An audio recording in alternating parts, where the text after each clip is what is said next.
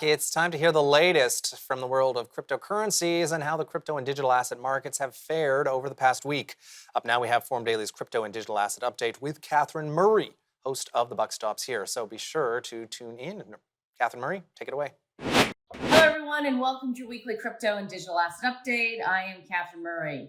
Well, we are seeing cryptocurrency rally today alongside the U.S. equity markets following a very strong U.S. jobs report.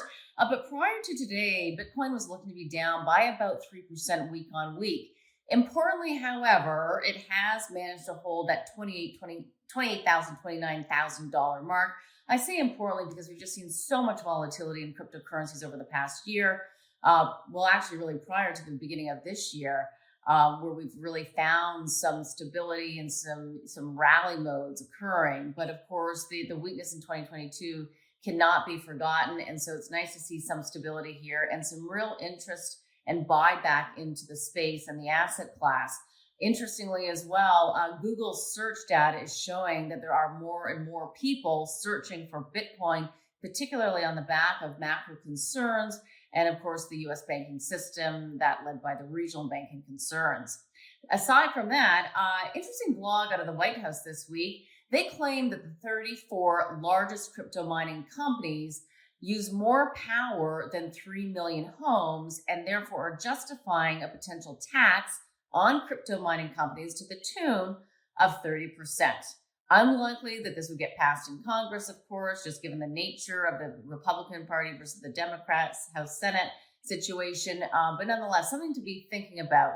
The other important aspect of this is if, in fact, they were taxed, what does that really do? It just means that the activity would move to different jurisdictions and different geographies. Interestingly, though, some states actually are welcoming mining companies, given the fact that they want to create a digital economy and all the other businesses that would benefit from that. Away from that, JP Morgan is out with a report showing that institutional investors are now more driven to buy gold versus Bitcoin as a hedge against inflation. Recall that the use case of Bitcoin, really going back a number of years ago, was that over gold, I should say, is that you can use it in transactions, that there's a use case for it. Obviously, it doesn't have the same cost as storing gold, but and obviously it's difficult to transact in gold. But apparently, according to JP Morgan, institutional investors are also buying gold, which actually makes sense when you take a look at the price increase and the stability that we've seen in the price of gold. Somebody's buying it.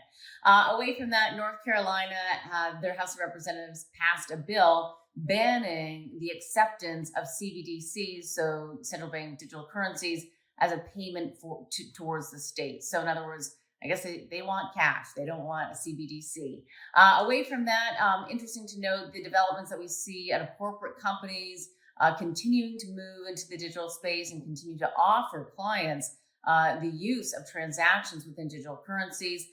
PayPal is extending their crypto platform to 60 million Venmo users.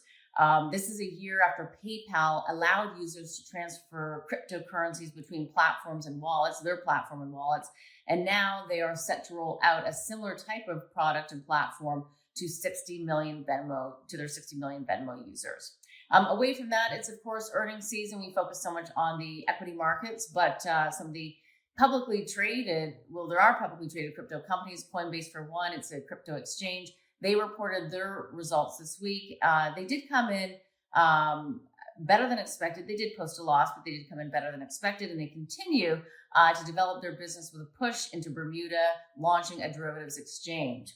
BNP Paribas, they announced that they are launching a digital yuan in a digital yuan CBDC wallet. So continued movement there. And then lastly, Nathaniel, a former OpenSea employee has been convicted of the first NFT insider trading. It's a bit of a mouthful. I'll leave it there. Back to you. Well, NFT insider trading, that is something to definitely keep our eyes on. Thank you for that, Catherine. Again, that was Catherine Murray with Forum Daily's Crypto and Digital Asset Update. Catherine hosts The Buck Stops Here. For more coverage on the markets, both at home and around the world, be sure to tune into The Buck Stops Here. It airs on Sundays at 9 a.m. Eastern, only on the News Forum Network.